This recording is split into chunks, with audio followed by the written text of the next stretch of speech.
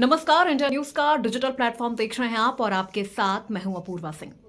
देश दुनिया में मची उथल पुथल के बीच पीएम मोदी कनाडा समेत 3 देशों के दौरे पर रवाना हो चुके हैं। उनका मुख्य पड़ाव वैसे तो G7 समिट है, जो इस साल 16-17 जून को कनाडा में होने जा रहा है। पीएम मोदी इस समिट के दौरान साइप्रस और क्रोएशिया विजिट को भी इस दौरे में शामिल कर रहे हैं। ये विजिट पहले से प्लान तो नहीं था, लेकिन बदलती वैश्विक परिस्थितियों को देखते हुए प्लान में शामिल किया गया है। पीएम मोदी की विदेश यात्रा की शुरुआत साइप्रस से हो चुकी है। रविवार को जब उनका प्लेन साइप्रस में उतरा तो उनके स्वागत के लिए खुद राष्ट्रपति निकोस हवाई अड्डे पर मौजूद थे। इससे साफ जाहिर है कि भारत और साइप्रस के लिए ये यात्रा कितनी महत्वपूर्ण है।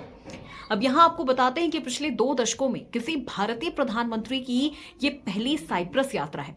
इसके बाद पीएम मोदी कनाडा जाएंगे और G7 शिखर सम्मेलन में हिस्सा लेंगे। दौरे के अंतिम चरण में पीएम मोदी क्रोएशिया भी पहुंचेंगे, जहां वो अपने समकक्ष आंद्रेज प्लेनकोविक से मुलाकात करेंगे। ये क्रोएशिया में किसी भारतीय प्रधानमंत्री का पहला आधिकारिक दौरा होगा। तुर्की के लिए ये बेहद मुश्किल समय है। आपको बता दें कि जियोपॉलिटिकल की गहरी समझ रखने वाले जो एक्सपर्ट्स हैं, वो इसे प्रधानमंत्री नरेंद्र मोदी का स्मार्ट मूव करार दे रहे हैं। उनके मुताबिक पीएम मोदी का साइप्रस और क्रोएशिया का दौरा भारत साफ तौर पर बता रहा है कि क्षेत्रीय और वैश्विक कूटनीति में अब ये बड़ी भूमिका निभाने का इच्छुक है। साथ ही मुस्लिम दुनिया का खलीफा बनने की कोशिश कर रहे तुर्की के लिए भारत का एक रणनीतिक और कूटनीतिक संदेश भी है, जो कश्मीर, आतंकवाद समेत हर मुद्दे पर अपने बिरादर मुल्क पाकिस्तान का खुला समर्थन करता रहा है। पाकिस्तान गठजोड़ के खिलाफ भी एक बेहद करारा जवाब है। साइप्रस के साथ भारत का मजबूत रिश्ता है। उसने कश्मीर, 370 और यूएनएससी में स्थायी सीट जैसे तमाम मुद्दों पर भारत का खुलकर साथ दिया। वहीं तुर्की के साथ उसके संबंध तनावपूर्ण रहे हैं। तुर्की ने 1974 में हमला करके साइप्रस के उत्तरी इलाके पर कब्जा कर लिया था, जहां आज भी उसके 35,000 सैनिक तैनात हैं। ऐसे में पीएम मोदी का दौरा तुर्की को यह संदेश देता है कि भारत उसके क्षेत्रीय प्रभाव को संतुलित करने के लिए साइप्रस और ग्रीस जैसे देशों के साथ गठबंधन मजबूत कर रहा है। अब आइए बात करते हैं साइप्रस की संप्रभुता का समर्थन कितना है। पीएम मोदी की यात्रा पिछले 23 वर्षों में किसी भारतीय प्रधानमंत्री की पहली साइप्रस यात्रा है।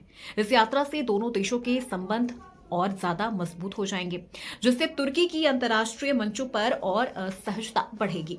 भारत साइप्रस की एकता, अखंडता का बार बार समर्थन करता है, जिसका सीधा सा अर्थ है कि वो तुर्की को साइप्रस से अपना कब्जा छोड़ने के लिए हमेशा मजबूर करता रहता है। भारत ने साइप्रस के मामले में हमेशा संयुक्त राष्ट्र के प्रस्तावों और अंतर्राष्ट्रीय कानूनों का पालन करने की भी अपील की है। अब समझते हैं रणनीतिक गठबंधन का क्या संदेश है। साइप्रस और ग्रीस तुर्की के पड़ोसी देश हैं, जिनका तुर्की के साथ गहरा सीमा विवाद है। तुर्की ने इन दोनों देशों की जमीन कब्जा कर रखी है, जिससे खाली करवाने के लिए दोनों देश अंतर्राष्ट्रीय समुदाय से गुहार लगाते रहे हैं।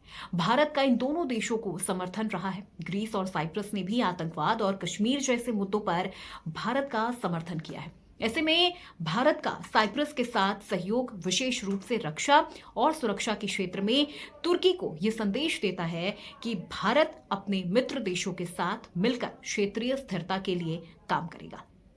तो आज की इस वीडियो में मेरे साथ बस इतना ही। ये एक्सप्लेनर वीडियो आपको कैसा लगा कमेंट करके जरूर बताइएगा और ऐसे ही तमाम जानकारी भरे वीडियोस के लिए बने रहिए इंडिया न्यूज के